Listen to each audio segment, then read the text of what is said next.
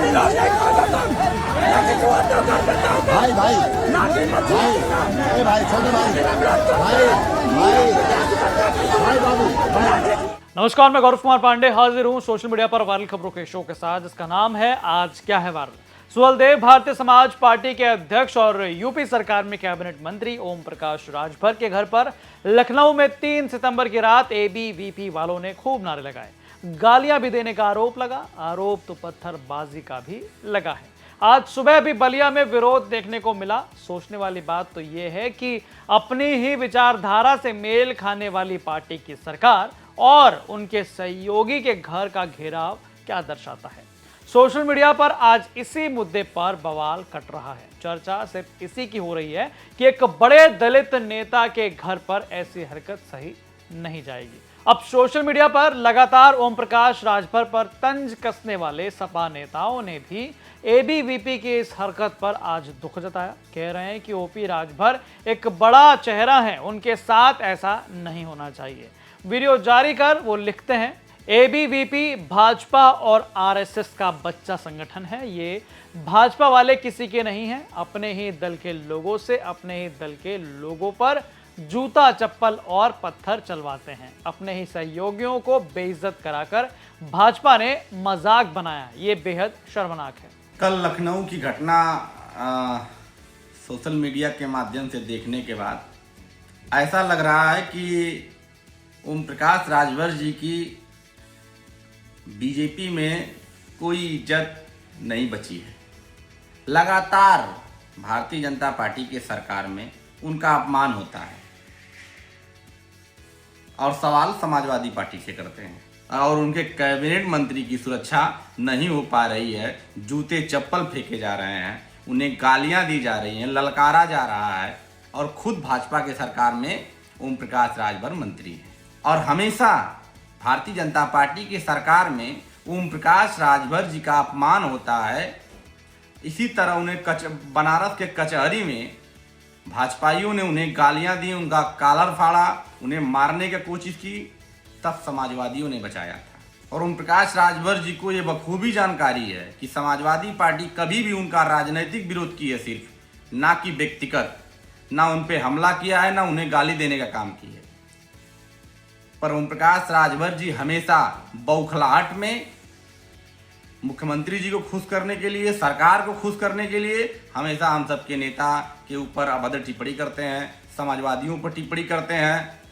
पर समाजवादी पार्टी ने कभी भी उन्हें व्यक्तिगत हमला नहीं किया है। इनके अलावा सपा मुखिया अखिलेश यादव तो ये कहते नजर आए कि भाजपा किसी की सगी नहीं है। कल तक भाजपाइयों की अपनी ही परिषद बनाम अपनी ही वाहिनी हो रहा था, अब अपने तथाकथित राजनीतिक सहयोगी के खिलाफ उनके आवासों तक प्रदर्शन करवा रही है। भाजपाइयों की दरारवादी सोच अब अपने गुट में भी दरार डाल चुकी है। भाजपा के सहयोगी बने धन लोलुप लोगों को अब ये समझ आ गया है कि इस्तेमाली पार्टी उनकी माली हालत तो सुधार सकती है, मतलब उनके खजाने में माल तो दे सकती है, परंतु मान कभी नहीं देगी। क्योंकि भाजपा की साजिश चाल यही है कि पहले इस्तेमाल करो फिर बर्बाद करो।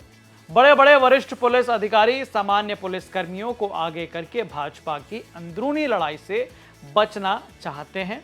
बड़े वर्चस्ववादी पुलिस अधिकारी एसी में बैठकर बड़े भाजपाइयों के सामने अपना तो यस सर कर ही रहे हैं, लेकिन सड़कों पर भाजपा के आनुषांगिक संगी सहयोगियों के अभद्र व्यवहार के बावजूद अन्य कनिष्ठ पुलिसकर्मियों को भाई भाई कहकर हाथ जोड़ने को मजबूर कर रहे हैं। भाजपाइयों ने अपने तथाकथित राजनीतिक सहयोगियों की जो दुर्गति की है, उससे वो अपने अपने समाज में मुंह दिखाने लायक नहीं बचे हैं। उनको समझ नहीं आ रहा है कि अब जाएं तो जाएं कहां। भाजपा ने सियासी रूप से उनको बर्बाद कर दिया है। उनके हाथ पैर ठंडे पड़ गए हैं और चेहरे पीले। हालांकि इस बीच कुछ युवा नेता तो ये भी कहते नजर आए कि देख रहे हैं, ये एबीवीपी वालों का भौकाल है। सोशल मीडिया पर तमाम युवा संगठनों या युवा नेताओं का कहना है, इसे कहते हैं सत्ता की हनक।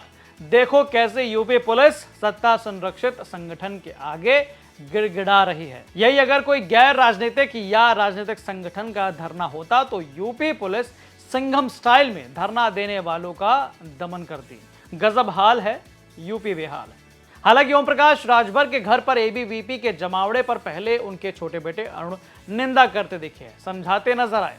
आवास पर, लखनऊ स्थित आवास पर कुछ छात्र संगठन के लोग जाकर के पथराव कर रहे हैं और वहां अभद्रता कर रहे हैं। अभद्रता के साथ साथ माननीय ओम प्रकाश राजभर जी को गाली दे रहे हैं और गाली दे करके ऐसे ऐसे शब्दों का प्रयोग कर रहे हैं जो एक छात्र का परिचय नहीं हो सकता है। उत्तर प्रदेश में कानून का राज स्थापित है और कानून किसी को हाथ में लेने का हक नहीं है और कानून जो हाथ में लेगा पुलिस उसके खिलाफ कार्रवाई करेगी और पुलिस ऐसे लोगों को सबक सिखाने का काम करेगी।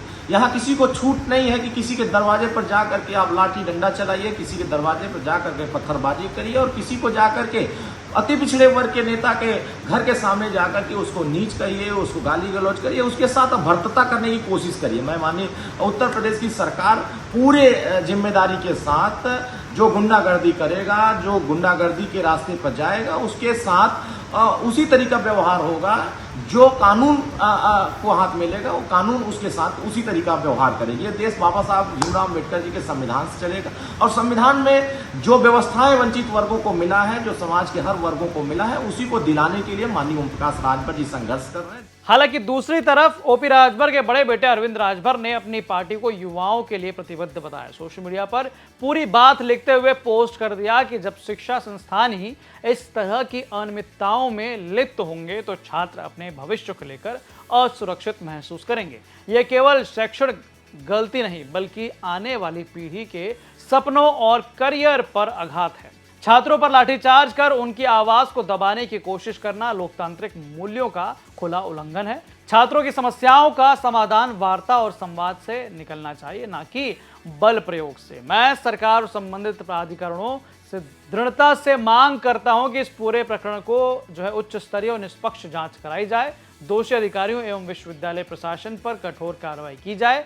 छात्रों के भविष्य की रक्षा हेतु ठोस कदम उठाए जाएं और शिक्षा की गुणवत्ता सुनिश्चित की जाए। सुहेलदेव भारतीय समाज पार्टी सदैव छात्रों और युवाओं के अधिकारों की रक्षा के लिए प्रतिबद्ध रही है और आगे भी छात्रों की हर लड़ाई में उनके साथ खड़ी रहेगी। तो एक तरफ जो छोटे भाई हैं वो साफ तौर पर यहाँ पर ललकारते हुए नजर आ रहे हैं और दूसरे जो भाई हैं वो बता रहे हैं कि किस प्रकार से सुहेलदेव भारतीय समाज पार्टी जो है वो छात्रों के हितैषी और छात्रों के साथ जो है चलने वाली पार्टी है। वहीं अगर हम बात करें एबीवीपी की, तो एबीवीपी ने आज बकायदा प्रेस कॉन्फ्रेंस कर सरकार को 48 घंटे का अल्टीमेटम दिया है, नहीं तो प्रदेश भर, न केवल प्रदेश बल्कि देश भर में जो है आंदोलन किया जाएगा।